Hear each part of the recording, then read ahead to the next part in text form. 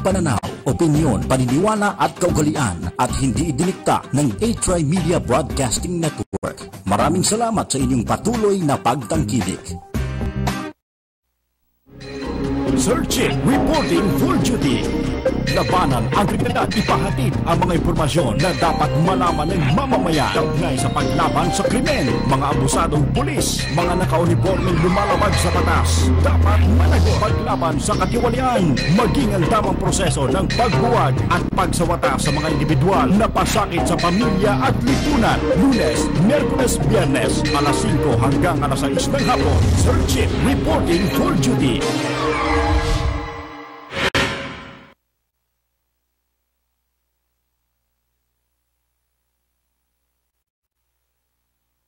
Biyerno, mga nasa serbisyo na mapang-abuso at nagsasamantala sa mga pangkaraniwang mamamayan.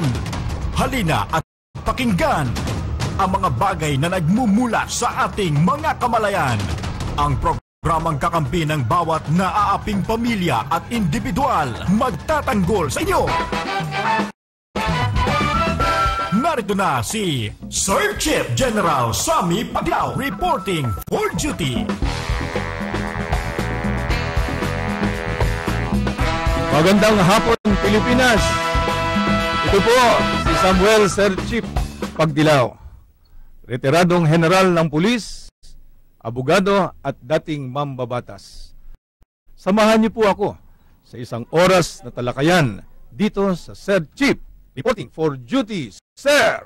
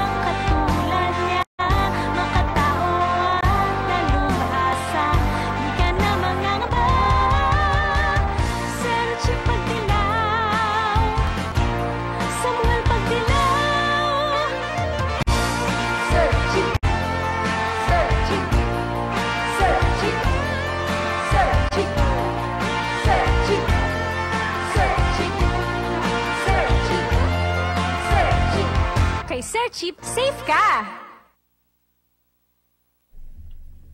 Mga kaibigan, naging direktor ng PNP Criminal Investigation and Detection Group o CIDG. Isa sa nagtatag ng Special Action Force sa PNP SAF.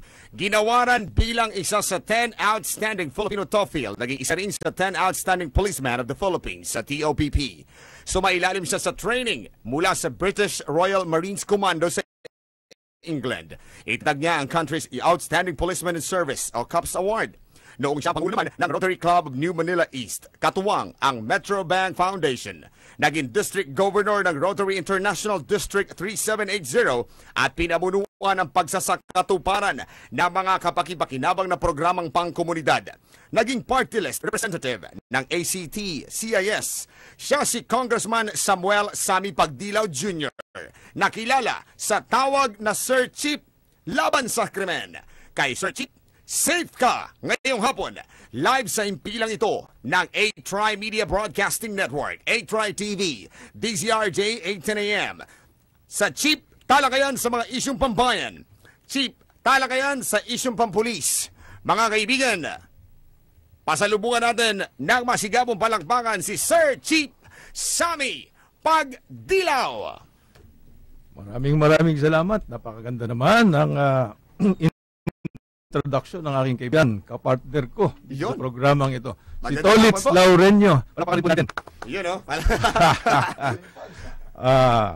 Welcome po sa inyong lahat sa kauna-unahang paghihimpawid ng Sir Chief Reporting for Duty. Alam nyo, yung mga kababayan natin dyan sa Amyanan, nakikinig po sila. Naimbag nga malem, kada kayo amin, dita, Amyanan, gigiyem, ken kakabsat. Diyan naman po sa Visayas, na-assign din po ako dyan. Alam mo, Tolitz, no, ako'y bagong graduate ng Philippine Military Academy, 1979. Na-assign tayo sa Samar. Nako, layo yan. Oo, Dyan. first assignment ko dyan. At dyan tayo masasabing nabinyagan. Yun. Baptism of fire. Iba yung binyag na sinasabi mo, no? O iniisip mo. No? So, baptism of fire, doon po sa Samar.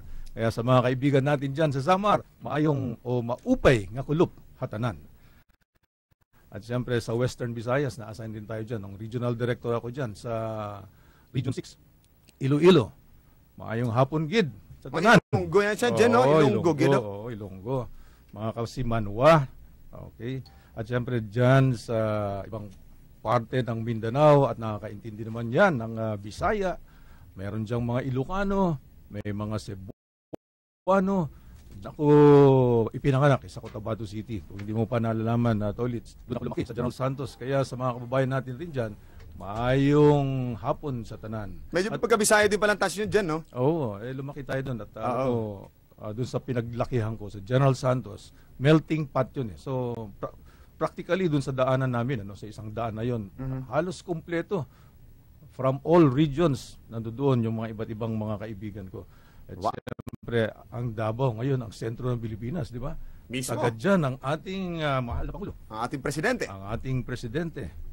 At siyempre, dahil sa kanyang pamumuno, nagkakaroon ng pagbabago. At ang inaasahan nating pagbabago, ang ating dapat masundan. Kaya sa inyong lahat, lalong-lalo na rin sa ating mga Muslim brothers. No? Hindi lamang sa Mindanao at sa iba't ibang parte pa ng ating Pilipinas. Assalamualaikum. Okay. So, change is coming. Yan po ang ating tema, no? Sa panahong ito. Pagbabago ang tema ng bagong pasok na administrasyon ng ating Pangulong Rudy Digong Duterte. Ito ang kanyang ipinangako noong panahon ng kampanyahan. At siyempre, ito rin ang inaasahan, binabantayan ng taong bayan. Mismo. Yan ang talaga ine-expect ng halos lahat ng mga mamamayan ng Pilipinas. Oo. At kitang-kita naman natin, damang-dama natin ang dami ng pagbabago. Dahil pagbabagong issue natin, Tolitz, nararapat lang na ipakilala muna natin ang bagong programa ng ating himpilan, 8 Media, dito sa DZRJ 810 kHz AM band. Ang Sir Chief Reporting for Duty. Siyempre, sa pagtulungan din po yan, sabi nga, kapit bisig na pagtutulungan ng 8 Media Broadcasting Network. Of course, ano nga ba ang Sir Chief? Para sa kaalaman ng ating mamayan, para malaman nila kung ano rin ang kanilang i-expect, asahan sa programang ito. So ang Sir Chief ay isang programang pang-serbisyo publiko. Paraan ng inyong lingkod na maipagpatuloy ang paglilingkod sa mamamayang Pilipino. Kasi alam mo, Tolitz, 38 years tayong nanungkulan bilang opisyal ng Armed Forces of the Philippines at ganoon din ng Philippine National Police. 16 nito, ay pinaglingkuran natin bilang opisyal ng Sandatahang Lakas ng Pilipinas at 22 naman bilang opisyal ng Philippine National Police. Nung ako po'y magretiro, ang pinakahuling assignment ko dyan ay Director ng Criminal Investigation and Detection Group. Tumakbo ako bilang kinatawan ng isang party list. Ito po yung ACT-CIS. Yes, so Anti-Crime and Terrorism Party List. Party list. Okay. So 3 taon rin tayo nanungkulan bilang isang mambabatas. Kaya mahirap basta-basta na lang talikuran ang pagsiservisyo. Para bang nagiging sistema na yan. Ulit, sa sistema mo na yan. So mahirap naman na bigla mo na lang iwanan to. Para nasa dugo na po, pang-araw-araw ng kalakaran, pang-araw-araw na sistema ng iyong buhay, tapos parang biglang nawala po yung bigla sa sistema, no? Tama yan. Mismo. Kaya ipinagpapatuloy natin ang pagsiservisyo sa ganito namang paraan, ano? Exactly. Public service pa rin to. At siyempre, paraan din ito ng ating himpilan, ano? Mapaigting pa, mapaganda pa ang serbisyo ng himpilan sa ating bayan. Okay. So, May dagdag ko lang dyan. Siyempre, layunin din po ng programang ito na Sir Chief, natalakayin po at pag-usapan yung mga iba't ibang issue, usapin tungkol po dun sa ating peace and order na tinatawag. Alam ko, dyan po talaga nakaforte ang inyong programang ito. At sabi nga natin, pangkapayapaan, kaayusan ng ating lipunan, tulad po ng issue ng, alam niyo naman, Sir Chief, talagang ang kriminalidad dito sa Pilipinas ay talaga namang tumataas at lumalala yung patayan, holdapan, karnaping, nakawan at kung marami pang iba. Lumalala din po yung problema natin sa droga, problema natin sa trapiko.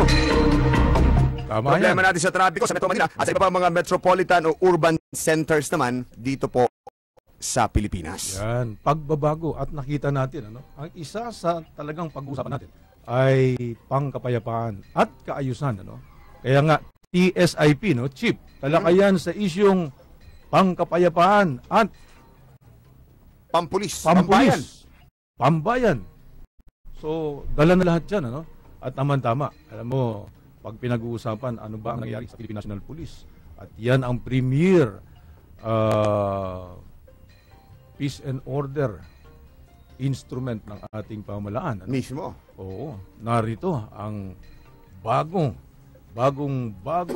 takapagsalita ng Philippine National Police. Nako, sabi nga po, kapag sinabi natin Philippine National Police, ang pagbabatubad ng kaayusan, peace and order, yung mga issue natin sa mga seguridad, kung ano man po yung mga problema natin sa terorismo, lahat, kung saan-saan pa, eto po, ang sabi nga natin, magbibigay po sa atin ng linaw at talaga namang mga sagot sa kung ano man po ang ating mga tanong tungkol po sa kanya at tungkol po sa Philippine National Police. Oo, batang-bata ito. Ito ay graduate ng Philippine Military Academy Class of 1988. Ayan, nasaan ba yung papel na sinulat kanina ni Sir? Oo, nawawala. Saan ba natin ilagay yun? Nawawala. Pero siguro mas magandang ipakilala natin siya. Ang bagong Chief ng Public Information Office, siya rin po ang tagapagsalita, no, ng Philippine National Police. Walang iba kundi si Senior Superintendent Junardo Carlos. Yes, Sir Chief Sammy Pagdilaw, sir. Magandang hapon at kasama nga Tolits Laurenio sa inyong bagong programa. Sir Chief, reporting for duty po. Ako, eto na. Si Sir, reporting for duty na rin sa atin yan. Reporting for duty sa taong bayan. Sa taong bayan. Sapagkat napakaraming dapat ipagbigay alam sa ating mga taong bayan kung ano ang nangyayari, no? Ano ang mga programa ng Philippine National Police, ano ang kanilang kaparaanan para ipatupad, no, ang kagustuhan ng taong bayan ng ating Pangulo na magkaroon ng katahimikan, kaayusan, kapayapaan sa ating bansa, lalong-lalo na sa loob ng 6 na buwan. Ano? Yun mismo. At saka syempre, Sir Chief, parang naisip ko, paano ba ang gagawin din ng kapulisan para mailapit ang puso ulit ng mga kapulisan sa puso ng mga mamamayan? Yun yun eh. Oo, so eto na. Okay. At alam mo, ito si Colonel Senior Superintendent Carlos. Ano? Apo. Bukod sa graduate ng Philippine Military Academy, binigyan niya ng parangal, recognition ng Metrobank at Rotary Club, no, of New Manila East bilang isa sa mga country's outstanding policeman in service. Katangi-tangi pong recognition yan, ano, at yung mga magagaling lang. 10 lang yan ang binibigyan. Kadalasan ang binibigyan, no, para umabot ka sa ganung recognition. Kinakailangang mapabilang ka sa top 10. Wow, mahirap yan. Yan ang wala ako. 150, no, na kapulisan sa buong Pilipinas. Okay? So, at hindi, alam mo, hindi basta-basta yung katungkulan ni Colonel or Senior Superintendent Carlos. Hindi po madali. Hindi madali yan. Kasi siya ang boses, siya ang mukha ng Philippine National Police. Next, of course, no, to the Chief of the Philippine National Police. No? Kung anong sasabihin nito, maaring bumagsak siya dito o maaaring ikatutuwa no, ng kanyang boss. Mismo. Opo. Kumbaga, reflection ng bawat salita ng ating PNP chief. That's right. So, Senior Superintendent Carlos, bilang tagapagsalita ng Philippine National Police, maraming nangyayari ngayon, maraming bago na nakikita, nararamdaman ng ating taong bayan. Ano nga ba ang mga pagbabago besides doon sa mga nakikita nila? Ano pa ang masasabi mong o maire-report mong pagbabago sa Philippine National Police? Tama po yun. Change is coming and it's now ongoing. Simula po nung July 1 sa pag-upo po ng ating bagong hepe ng Pambansang Pulisya, Police Director General Ronald Bato de la Rosa. Unang-una ay pinag-utos po niya yung pagkakaroon ng mga bagong commanders, mga field commanders natin on the ground.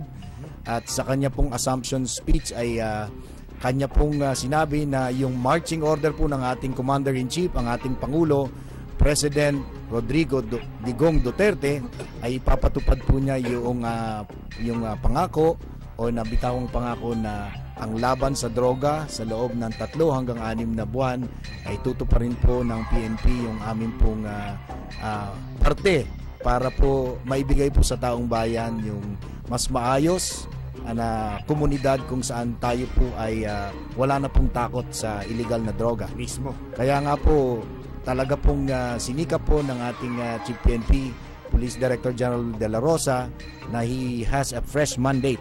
So meron po tayong mga bagong commanders. On that day, on the first day po ni Sir Bato, ay nag-conduct na po kami ng command conference kung saan po iprinesenta po itong aming Project Double Barrel. Ito po yung aming laban sa droga, sa kriminalidad at korupsyon. Ito po ay naganap Biyernes ng hapon at pagdating ko ng alas 7 ng gabi ay pinasimulan niya po yung pagkakandak ng drug testing sa lahat ho ng high-ranking officials kasama ho si Chief PNP, siya ho yung nanguna. Talagang panimula, no? Yes, sabi nga ho niya, bago ho kami maglinis ng ibang bakuran ay kailangang malinis ang sarili naming pamamahay at pinamulan po yan ng aming tatay. Tama yan, kasi house cleaning ay dapat mauna, no? Para ang mga gagawing mga aksyon ng Philippine National Police ay mabibigyan ng pagtiwala, no? Lubos na pagtiwala ng mamamayan, ng taong bayan, no? Kasi conviction ko tamang kinakailangan ng suporta ng mamamayan kasi kung walang suporta ang mamamayan, kahit na ubod ng galing ang ating Philippine National Police, no? Hindi magiging 100% successful yan, no? Yes, tama yun, sir. That's the Sir Chief. Kaya po sinimulan po kaagad ni General De La Rosa on day 1, bago magsimula yung Project Double Barrel, ay siya po muna. Sabi niya, kailangan from the top down to the lowest ranking PO1, every member of the PNP is fit and clean. Yan po yung binitawang salita po ni General Bato, na every member of the PNP now, starting July 1, must be fit and clean. And we must get rid of those who will be a dead wood. Unang-una at yung pong kailangang maging bato. Opo. Kasing fit ni Chief PNP, no? Pag sabi nga po, si Chief PNP, napanood ko sa isang news article din, sabi niya, maraming ulo ang gugulo ngayon. Oo, sa industriya at sa paglilingkod sa PNP kasi syempre lahat yan kailangan dumaan sa test natin. So kita nyo naman ang naging kampanya and ang resulta, ang bilis. Sobra. Ito, no, ibang-iba itong pagpasok ng bagong Pangulo. Kasi kahit hindi pa siya nanalo, hindi pa siya nakapag-assume, no, ng kanyang office, no, katungkulan bilang Pangulo ng Pilipinas. Nagsisimula na, no, yung mismo pagganap ng programa, no, lalong-lalo na laban sa droga. Kitang-kita natin yan sapagkat yung mga commanders merong sariling pagkilos, ano. Kaya hindi natin pwedeng sabihin na they hit the ground running nung July 1st lang. Kasi nagsimula na, no? Nakita naman even natin before July 1st. Oo. Pero may katanungan po ako, sir. Kumbaga, doon po ba sa ating kampanya na ginagawa, nung hindi pa po nakaupo si Presidente, ito po ba ay talagang sabi nga natin, initiative po ba ng mga kapulisan nung mga nasa pwesto na gawin nila yon, o ito po ay galing utos na rin ng ating uupo pa lamang na presidente during that time? Pero bago niyo po sagutin yan, mag-commercial break po muna tayo. Magbabalik po tayo. Jen, magbabalik po tayo makalipas namang ilang saglit. Siyempre, kasama pa rin si Tolitz Laureño and of course si General Sammy Pagdilaw para po sa programang Sir Chief, Reporting for Duty. Magbabalik po kami. Sir Chief, Reporting for Duty.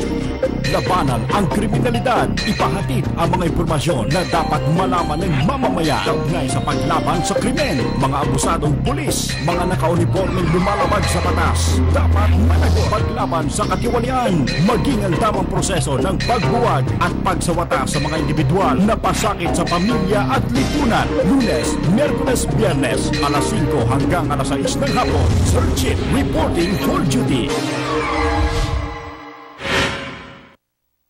Tri-Media Pro Incorporated. This is A-Tri TV.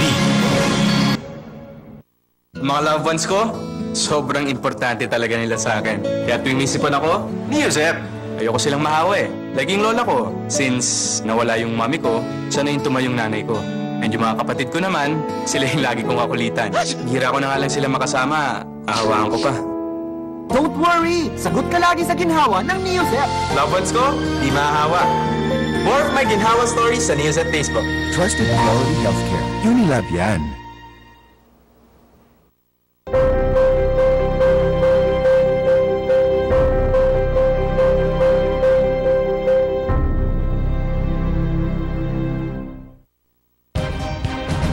Balita at impormasyon sa mga napapanahong kaganapan, makatotohanang komentaryo at tunay na public service. Usapin sa kalusugan, entertainment, mga gimmick at papremyo. Lahat ng yan narito sa Tri-Media Broadcasting Network, ang himpilan ng bawat Pilipino.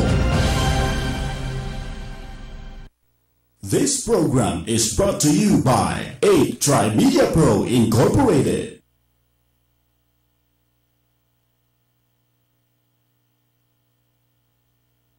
At Biyernes mula alas 5 hanggang alas 6 ng hapon. Tutukan ang inyong lingkod sa programang Sir Chief, Reporting for Duty. Magkita-kita po tayo. Sir Chief, Sir Chief, Sir Chief, Sir Chief, Sir Chief, Sir Chief, Sir Chief, Sir Chief. Kay Sir Chief, safe ka!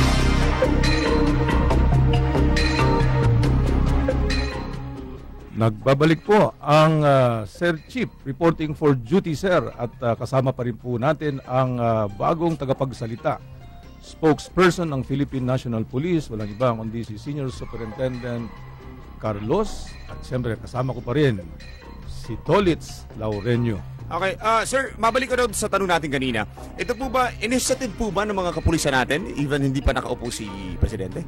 Opo, at the time na nalaman na po natin na si Presidente Duterte ang nanalo at yung kanya pong mga pronouncement, ang field commanders natin on the ground has already complied, meaning they are putting their projects or mga actions nila on the ground to deliver yung sinasabi po ng ating presidente.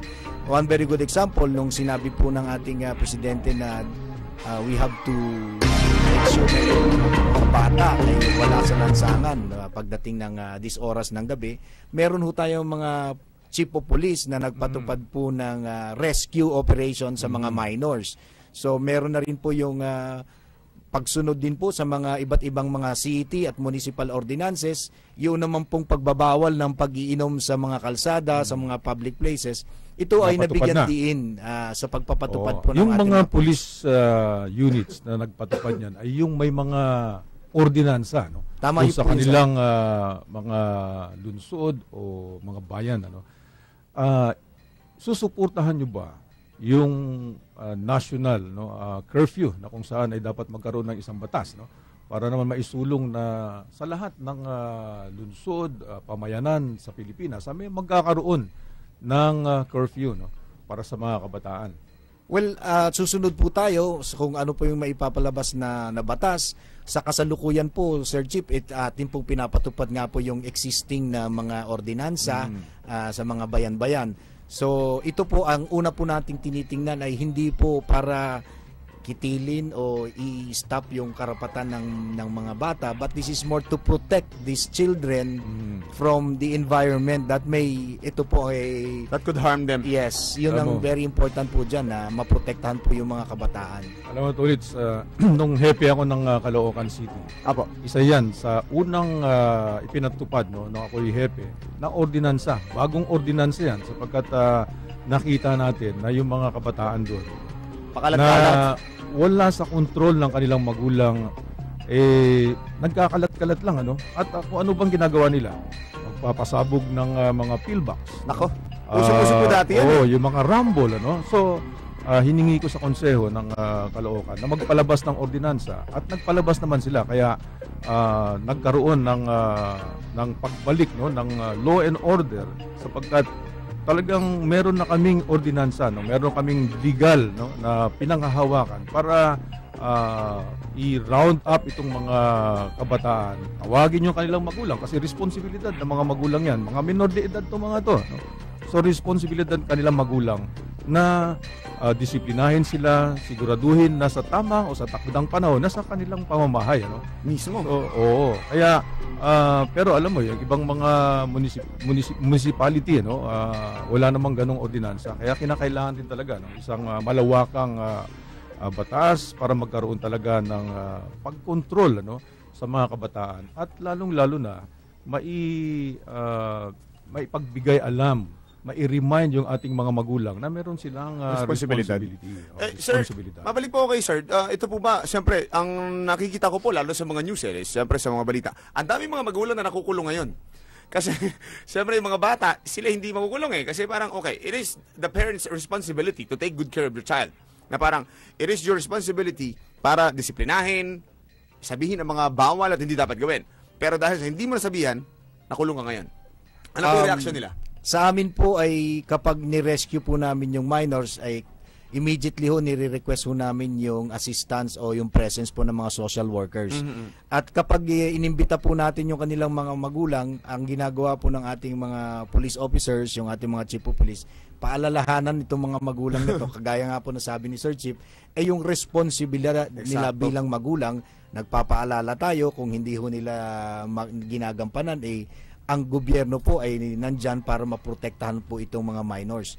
So, very important po dito na yung mga kabataan ay siya yung ating nare-rescue at napoprotektahan. Hindi naman po talagang kinukulong yung magulang, ngunit pinapaalala po natin yung kanilang responsibilidad. Kasama po yung ating mga social workers at that's one way of taking care of the future, you know? Nung bata. Oo, kaya itong mga actions na ginawa ng ating mga hepe, ito ay pagtupad doon sa naisin ng ating presidente. Kaya even before July 1 ay meron na hong kanya-kanyang project. Ngunit effective July 1, ang amin pong pinatutupad ay itong Project Double Barrel. So very clear, sir, dito na kaya tinawag ni John De La Rosa na double barrel because we have a upper barrel at yung lower barrel. Yung upper barrel po is directing our field commanders to target their 10 most wanted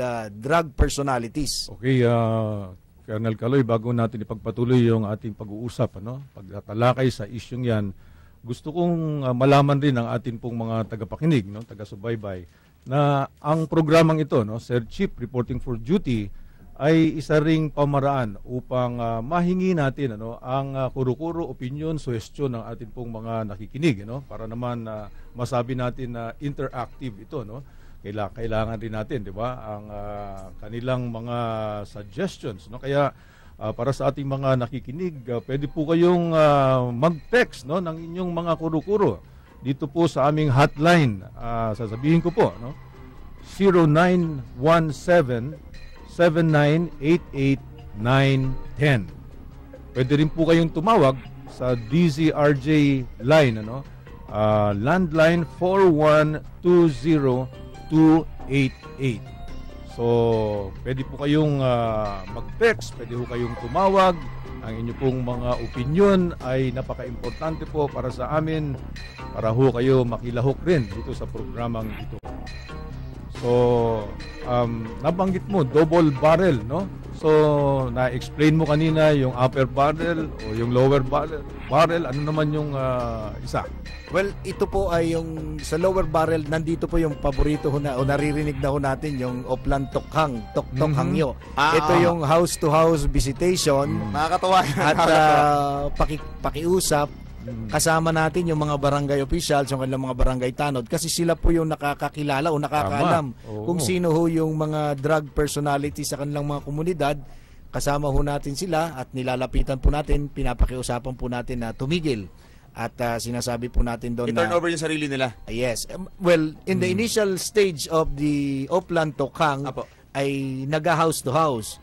But later part, during last week, ay they are the one voluntarily surrendering to the station. Nakakuha na nila ang mensahe. Opo. Diba? So, Clearly. Very clear. So now, yan nga ho yung sinasabi nila na hindi ba kaya ma-overwhelm yung ating mga pulis na ito na po ay sumusurrender. In a way, hinihingi po namin kaagad yung partisipasyon, tulong ng local government units.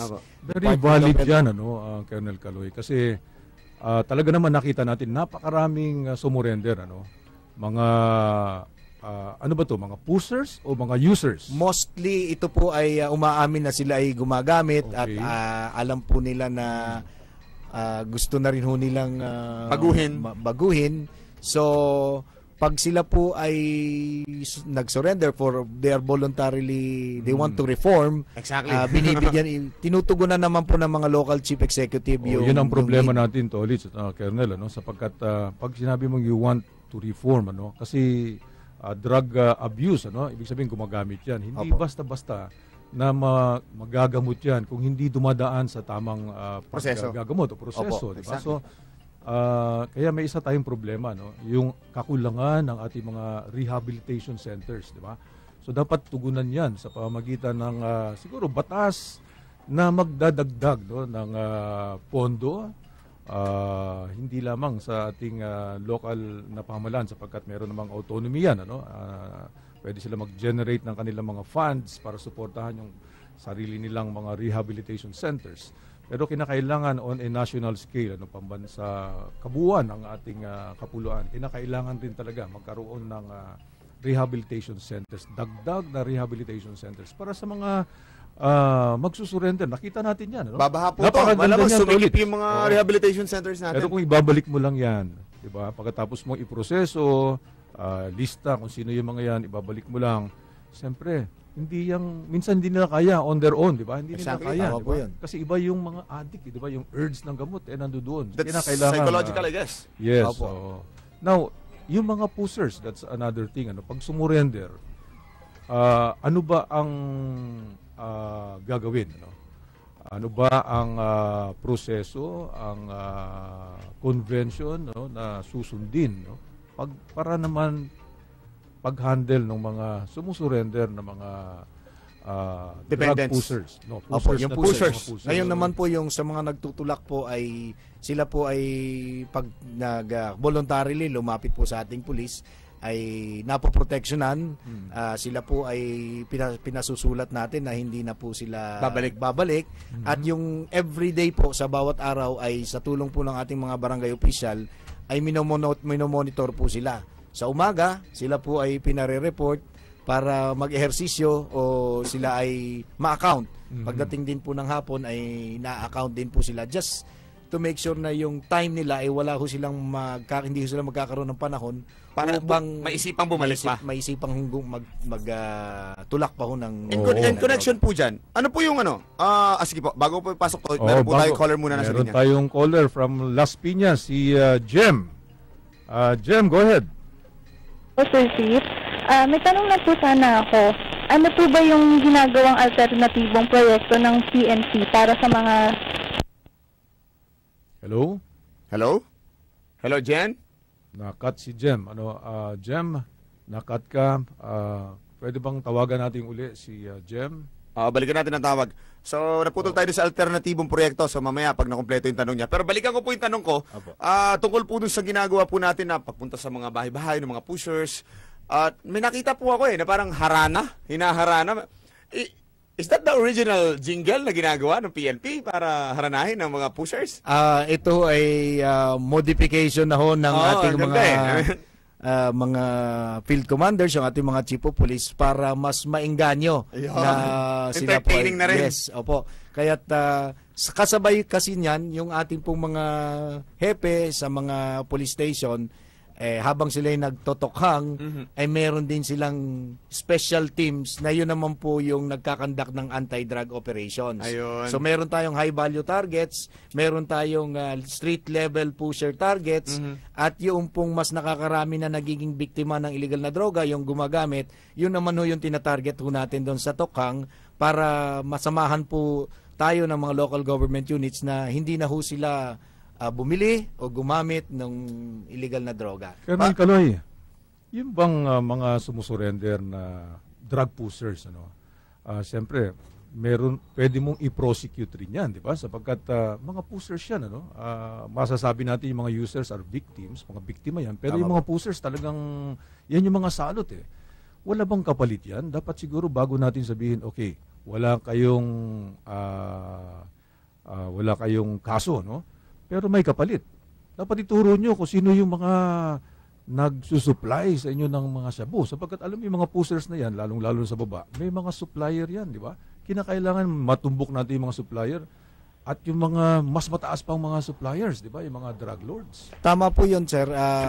We look for the higher targets o yung nasa value chain nila. So, kapag sila po ay nagsusurrender, at alam naman po natin based on the intelligence report na sila ay talagang tulak, ay hinihingi po natin during the interrogation na maibigay ho nila yung kanilang linya pataas kung saan ho yung nagiging source nila ng illegal na droga para yun naman po ang aming habulin. Ayun. Okay. Nandito na muli sa atin si Jem ng Las Piñas. Go ahead, Jem. Hello. Hello, good afternoon po. Sensya na po naputol kanina. Tanong ko lang po kasi, ano po ba yung ginagawang alternatibong proyekto ng PNP para sa mga sumukong drug pushers?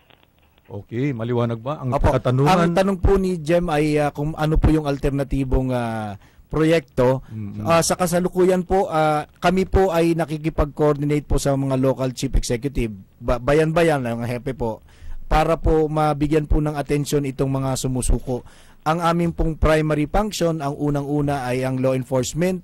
Pangalawa ho niyan ay yung sa ating tumutulong po tayo sa ating pong demand reduction by education. So we request the local chief executive, yung local government unit, yung may kakayanan po na maserbisyohan naman po itong voluntaryong sumusuko. At kung hindi man ay regular din po nating pinapasyalan para ma-remind po sila, mapaalalahanan na sila ay nangako na hindi na ho sila babalik sa maling paggamit ng illegal na droga.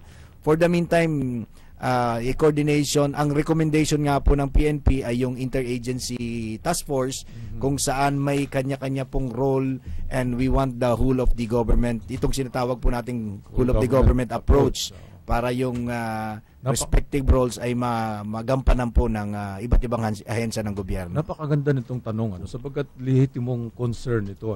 Kasi yung mga drug pushers, yun yung pamamaraan nila para kumita, di ba? Tama po yan. So, livelihood ito, So, dapat pabigyan sila ng alternatibong paraan ng pagkakakitaan. Exactly. So, napaka-lehitimong concern at parang talagang lubos na may alis natin yan sa mga gawaing masama. Yung pagbibenta ng pinagbabawal na droga.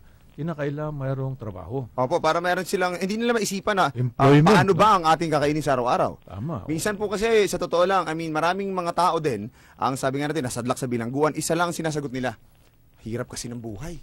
Parang ganon. So sabi nga natin, tama po yung tanong, tama po yung ating si Colonel, sabi niya, kailangan talaga din siguro, pag sumurrender ka, mawala na yung focus mo sa pagbalik doon. Tama yun, sir. Kaya nga po, we immediately refer this, ang ating mga local chief executive, local government unit, at ibang ahensya meron hong pwedeng maging training para sa kanila sa iba pang klaseng hanap buhay na legal, na hindi na po sila babalik doon sa pagtutulak ng illegal na droga. So ito po yung capacity building, ito ay maaari po nating makuha mahiling sa mga local government units. Ayun. Okay. Si Jem ba, binaba na ang telepono? Andito pa. Ay, Jem, pasensya ka na. Oo, ano pa bang tanong? Ano? Follow-up question lang po. May news po kasi na may cash in exchange of surrender. Totoo po ba to? O cash in exchange for surrender. Okay. Parang cash for firearms. Firearms. No? Mga rebelde. Meron bang ganung programa? Miss Jem, that's a very good suggestion. Noted, probably from the local government units, pwede ho natin mai-suggest yan. Ang alam ko po, ang PIDEA meron pong programa. So, since PIDEA is the lead agency, meron ho silang, makikipagtulungan po kami sa PIDEA sa mga ganitong programa para mai-recomendan ho natin yung naging suhestyon ni Ma'am Jem. Oo, maganda nga yan. Mabigyan sila ng puhunan, diba, na pang negosyo. Speaking of PIDEA, Jem, okay ka na ba? Yes po, maraming po salamat sa sa pagsagot. Thank you very much, Jem. Sige po. Alright. Maraming salamat. Bago po tayo magpatuloy sa ating programa, umiinit yung ating talakayan, Sumasarap, malalim. Sumasarap po. Okay, mag-commercial po muna tayo. Searching, reporting full duty. Labanan ang kriminalidad. Ipahatid ang mga impormasyon na dapat malaman ng mamamayan. Kaugnay sa paglaban sa krimen. Mga abusadong pulis, mga nakauniformeng lumalabag sa batas. Dapat managot paglaban sa katiwalian. Maging ang tamang proseso ng pagbuwag at pagsawata sa mga individual na pasakit sa pamilya at lipunan. Lunes, Miyerkules, Biyernes, alas 5 hanggang alas 6 ng hapon. Searching, reporting full duty. 8 Media Pro Incorporated. This is 8 TV. Mantikang makapit, mag-dishwashing na sulit! The sulit! I found one! Kalsebo pati lansa I love it! Sulit pa yan! Gas paste o doble pack ang dali ng ugasan. That's the way! The sulit! I found the one! That's the way! The sulit! I found the one! Todo linis presyong sulit das! Mga loved ones ko, sobrang importante talaga nila sa akin. Kaya tuwing may sipon ako, ni Josep, ayoko silang mahawa eh. Laging lola ko. Since nawala yung mami ko, siya na yung tumayong nanay ko. And yung mga kapatid ko naman, sila yung lagi kong kakulitan. Hira ko na nga lang sila makasama, ahawaan ko pa. Don't worry! Sagot ka lagi sa ginhawa ng Neosep. Loved ones ko, di mahahawa. More of my ginhawa stories sa Neosep Facebook. Trusted quality healthcare. Unilab yan. Balita at impormasyon sa mga napapanahong kaganapan, makatotohanang komentaryo at tunay na public service. Usapin sa kalusugan, entertainment, mga gimmick at papremyo. Lahat ng yan narito sa 8 Tri-Media Broadcasting Network, ang himpilan ng bawat Pilipino. This program is brought to you by 8 Tri-Media Pro Incorporated. Inyo tuwing Lunes, Miyerkules at Biyernes mula alas 5 hanggang alas 6 ng hapon. Tutukan ang inyong lingkod sa programang Sir Chief Reporting for Duty. Magkita-kita po tayo. Sir Chief, Sir Chief, Sir Chief, Sir Chief, Sir Chief, Sir Chief, Sir Chief, Sir Chief. Kay Sir Chief, safe ka! Muling nagbabalik ang Sir Chief Reporting for Duty at kasama pa rin po natin ang tagapagsalita ng Philippine National Police, Colonel Carlos Caloy, ang tawag ko rito eh. Yes, sir. At siyempre si Tolitz. Kanina, Caloy, nabanggit yung PIDEA, no? Kumusta ang working relationship ng Philippine National Police at PIDEA? At yung PIDEA, yung namang DDB, no, yung Dangerous Drugs Board, no, ano ba ang working arrangement, relationship ng tatlong bodies na to? Well, napakaganda naman po ng ating coordination sa Philippine Drug Enforcement Agency sa pamumuno po ni Director General Sid La Peña. Kasama din po natin sa PNP. So, ito po yung mga high-value targets. Diyan po natin ikino-coordinate itong mga high-value targets with the PIDEA. Katulad nga po nitong bagong hakot o accomplishment, yung pong ating na-recover na 190 kilos sa Cagayan, at pagkatapos po nun ay mayroon din pong malaking bilang ng shabu na na-recover po ng PIDEA sa pamumuno po ni Director Wilkins Villanueva dito naman po sa Las Piñas. So laboratorio naman po yung nakuha ng PIDEA. So tuloy-tuloy ho yung coordination. Ang ating po sa level po ng ating PNP, ang ating pong anti-illegal drugs group sa pamumuno ni Bert Ferro, ito po yung big targets ang nagiging coordination po with the PIDEA. Kasi nung araw, talagang makikita mo, no, merong problema nung nasa Kongreso tayo sa mga committee hearings dyan, sapagkat membro tayo ng Committee on Dangerous Drugs. Nakikita natin na may kunting parang hindi pagkilala sa isa't isa o competition, sabihin na lang natin competition dito sa mga law enforcement agencies na to. Sino ba ang lead agency? Siyempre sasabihin ng PIDEA, sila kinakailangan mag-coordinate parate ang Philippine National Police sa kanila, no? Tapos yung PIDEA, meron ring hindi pagkakaintindihan, nakikita rin tayo na animosity, doon sa PIDEA at yung DDB, Dangerous Drugs Board, So itong wala ba naging problema sa pag-turnover ng ng outgoing PIDEA doon sa incoming, sapagkat pag sinabi nating pagpapapalit, turnover, hindi lamang yung turnover ng responsibility, responsibilidad ng pwesto, turnover din yan ng mga records, di ba? Turnover yan ng mga intel, kung ano yung mga nasa record nila, yung ba ay na-turnover ng maayos sa incoming o sa yung nakaupo ngayon? Well, meron po tayong mga bagong pinuno sa Dangerous Drugs Board at saka sa PIDEA, at wala naman po kaming naobserbahan na problema. Maganda ho yung working relationship ng PNP sa ating pong PIDEA, at we hope to have more in the future. Ito pong mga bigger targets. Ito kasi yung mga paghuhuli o shutdown ng mga laboratorio. This information that we have, we coordinate po with the Philippine Drug Enforcement Agency. Ngayon, pagdating naman po dun sa DDB, ang ating pong ginagamit po na reference ay yung National Anti-Drug Plan of Action, yung NADPA. Ito po yung nagiging Biblia natin strategy. National strategy. The national strategy. So hindi lang po tayo law enforcement but on the supply reduction, but also we look at the participation po ng iba't ibang ahensya para sa demand reduction. Diyan tayo minsan may kakulangan nagkukulang yung partisipasyon ng ibang ahensya. Meron tayong National Anti-Drug Strategy at gumawa niyan yung Dangerous Drugs Board, sapagkat policy making body yan. Ngunit yung mga ibang dapat gawin ng ibang ahensya, like for instance yung local government, nandoon yan sa 9165. Tama po yun. Pero minsan hindi nagagawa, at walang kapangyarihan ang DDB sometimes to enforce yung mga dapat gawin ng mga local government units. Pero ngayon iba ang ating Pangulo, di ba? Tama po yun, sir.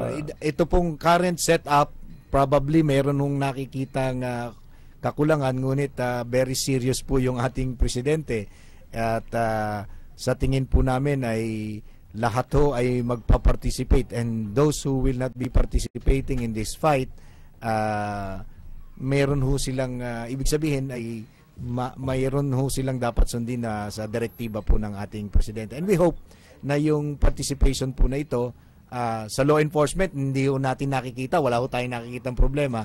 But on the other aspect, on the national strategy, sa tingin po namin ay dapat nga pong mabigyan diin yung kanila pong role. Yeah, isa yan, ano? At alam nyo, siguro sa oversight, no? Isa yan sa dapat tingnan ng ating Kongreso kung bakit yung mga probisyon ng batas ay hindi napapatupad, no? Kasama sa oversight function ng Kongreso yan. Bago tayo magpatuloy sa pagkikipagpanayam kay Colonel Carlos, basahin lang po muna natin itong mga text messages. Ano? May mga nagpapadala na, Oo, galing po sa Cavite. Cavite. 639-771-530-141. Congratulations to you, Sir Chief, on your new radio program, Dilang Radio Commentary, Serbisyo Publiko pa. From Alan Arabejo ng Silang Cavite. Maraming salamat, Alan. Malamang, yung iba rito nanonood pa sa TV ngayon kasi we are live worldwide. Hindi lang po tayo radyo ngayon sa DCRJ.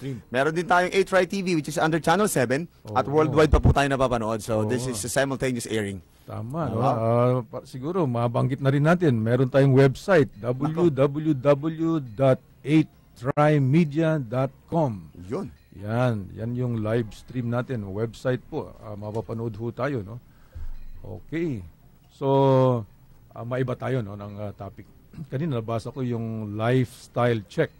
Yes, sir. Okay? At ito ay gagawin ng DILG, no, bilang implementing agency para magsagawa ng lifestyle check. Opo, sir.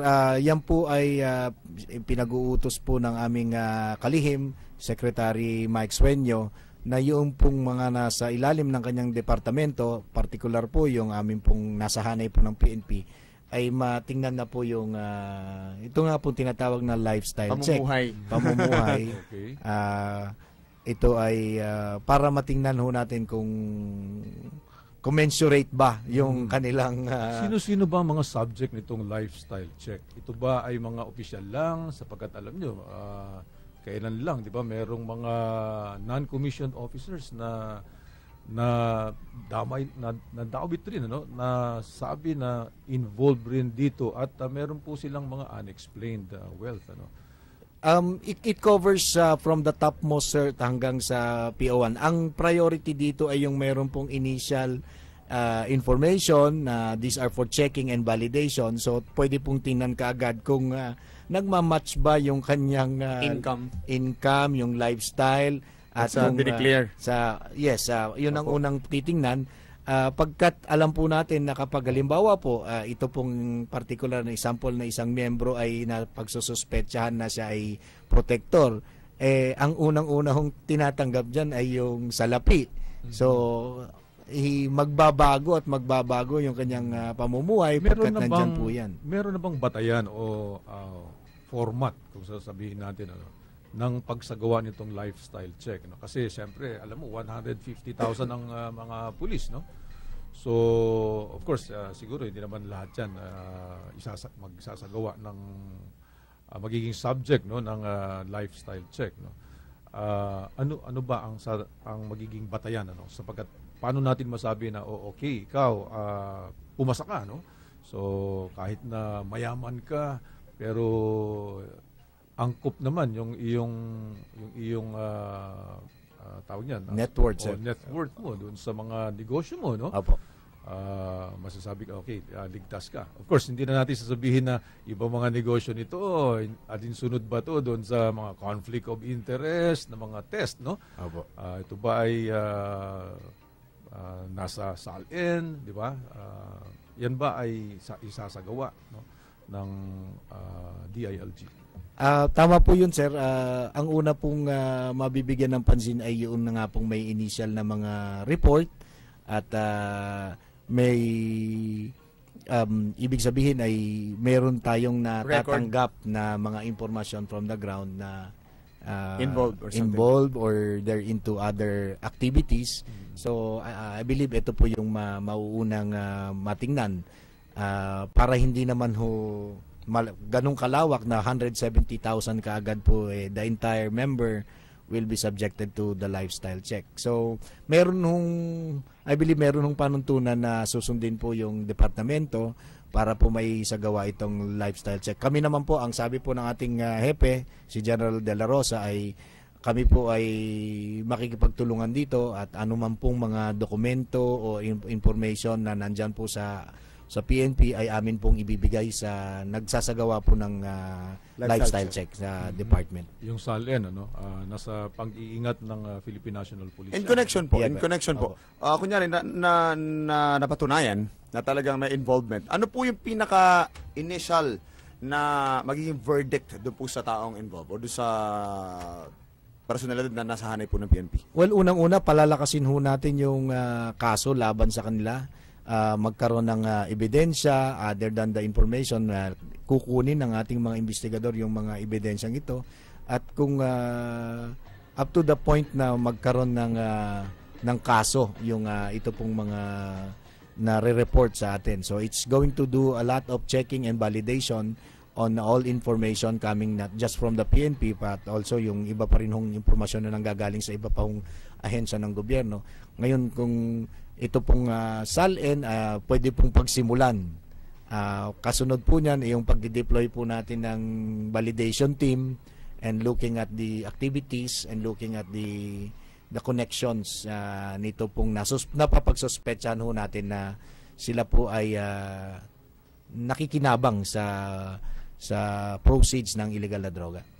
Ito pang lifestyle check na to internal, ito ay part po ng internal cleansing, part ng Project Double Barrel. So isa ho yan sa mga action na pwede naming gawin. Actually yung pinatutupad po ng PNP. Hindi kasama rito ang mga mayors. Different targets po sila, sir. So when you say different targets, meaning, talagang magkakaroon rin ng lifestyle check para sa mga, kasi under rin yan sila, although they are autonomous, pero nasa supervision rin yan ng Department of Interior and Local Government. Probably that's a different set of targets coming from the department. On the part of the PNP is pag napag-utusan po na direct po kami ng departamento ay kung ano man ng holdings information na available ay pwede po naming i-submit doon sa committee o panel na pong nagsasagawa nitong pag-iimbestiga o checking sa mga possibly itong mga these are mayors that are also under the department. So depende po sa pag-uutos po ng departamento sa ating pambansang pulisya. Okay. Colonel, Sir Chief, medyo ang oras natin napakabilis. Parang kailan lang tayo umupo. But anyway, okay. Sa pangalan po at in behalf of the PNP, meron po ba tayong mensahe? Meron po tayong gustong i-disseminate na impormasyon para po sa mga mamamayan, ganun po sa mga nanonood sa atin yan? Unang-una po sa ngalan po ng ating hepe ng Pambansang Pulisya, Police Director General Ronald Bato de la Rosa. Kami po ay nagpapasalamat sa taong bayan sa suporta pong ibinigay nila sa loob po ngayon ng 1 linggo, pangalawang linggo na po. Ang sabi nga po ni Chief PNP, the momentum is now on our side. Tuloy ang laban. Exacto. Yan po ang mismong sinabi po. At nabi po yung natutuwa na ang aming pong abogado, ang aming pong Solicitor General, Jose Calida ay nagpahayag po siya na siya po ang magdedepensa sa ating pong mga pulisya na nagpapatupad ng batas, ginagawa ang tama at maraming salamat po. At sa taong bayan, hihingi po namin inyong pakikisa. Ang hiling po ni Chief PNP on day 1, samahan niyo po kami, kayo po ang aming maging prayer warriors. Sa panalangin, isama niyo kami araw-araw, gagampanan po namin ang aming tungkulin. Ayun. Yun. Okay. Maraming salamat po. Nasa end of the road na tayo. Napakabilis ng ating panahon, ng oras. At ako personally, Sir Chief, ang aking perception at ang aking mindset pagkatapos ng mga narinig ko mula sa ating spokesperson ng PNP, ang change nandito na eh. Ano na lang change yan? has come. Oo. Kumatok na sa lahat ng mga pintuan. Nagbukas na rin sila ng mga bintana. May ilan na hindi pa nagbubukas ng pintuan, pero bukas na yan. Okay. Sigurado yan. Maraming salamat sa ating bisita, ang spokesperson ng Philippine National Police, Senior Superintendent Carlos. At sa lahat po, sumain nyo ang isang araw at pinakaunang edisyon ng programang Pagtatanggol sa inyo. Usapin sa Philippine National Police, proyekto at mga programa sa mga darating na mga araw. Patuloy po kayong tumutok, alisin ang takot, maging bukas ang isip at kamalayan at huwag maging biktima. Yan. Muli tayong magsama-sama sa Miyerkules alas 5 hanggang alas 6 ng gabi. Ako po si Samuel Sir Chip, Sami Pagdilaw, para sa inyong lahat, reporting for duty, sir. Sir Chip reporting for duty. Labanan ang